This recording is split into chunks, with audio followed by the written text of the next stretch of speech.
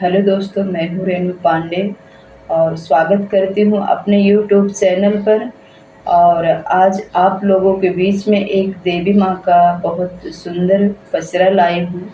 और अच्छा लगे तो आप सब लाइक सब्सक्राइब करना और कमेंट में बताना कि देवी माँ का पचरा कैसा लगा। और आइए सुनते हैं आप लोगों के बीच एक देवी माँ का पचरा। जय माता दी। गलिया की गलिया में फिरई मालिनिया हो कि केकरा घरवाना। गलिया की गलिया में फिरई मालिनिया हो कि केकरा घरवाना। दियना जलई सारी रतिया मलिया के करे घरवाना। दियना जलई सारी रतिया हो कि के करे घरवाना। दियना त जलई वही मालिया के घरवा हो कि जे करे घरवाना। हो कि जे करे घरवाना।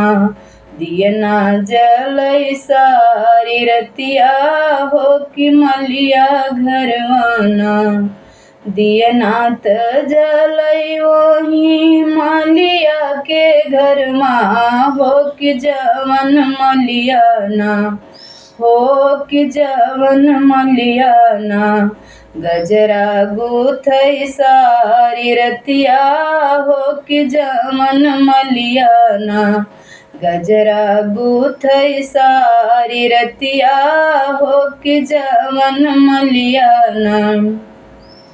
दियना त जलई वही कहरा के घरवा हो कि जवन कहराना।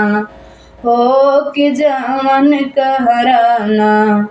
घड़ा गढ़ई सारी रतिया हो कि जवन कोहराना। घड़वा गढ़ई सारी रतिया हो कि जवन कोहराना। गलिया की गलिया में फिर दुर्गे मैया हो कि कौने घरवाना। दियना जलई सारी रतिया हो कि कौने घरवाना। दियना त जलई वही बजजवा के घरवा हो कि जवन बजजवाना। हो कि जवन बजजवाना। चुंदरी सिलई सारी रतिया हो कि जवन बजजवाना। चुंदरी सिलई सारी रतिया हो कि जवन बजजवाना। दियना त जलई वही धगड़िन के घरवा हो कि जवन धगड़िना। हो कि जवन धगड़िना। ढोलिया बनावई सारी रतिया हो कि जवन धगड़िना। ढोलिया बजावई सारी रतिया हो कि जवन धगड़िना। गलिया की गलिया में फिरई मायरिया हो कि के करे घरवाना। हो कि के करे घरवाना। दियना जलई सारी रतिया हो कि के करे घरवाना। दियना जलई सारी रतिया हो कि के करे घरवाना।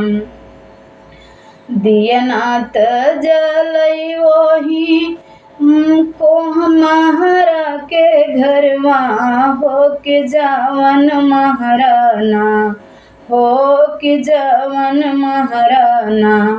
कलसा भरई सारी रतिया हो कि जवन महराना। कलसा भरई सारी रतिया हो कि जवन महराना।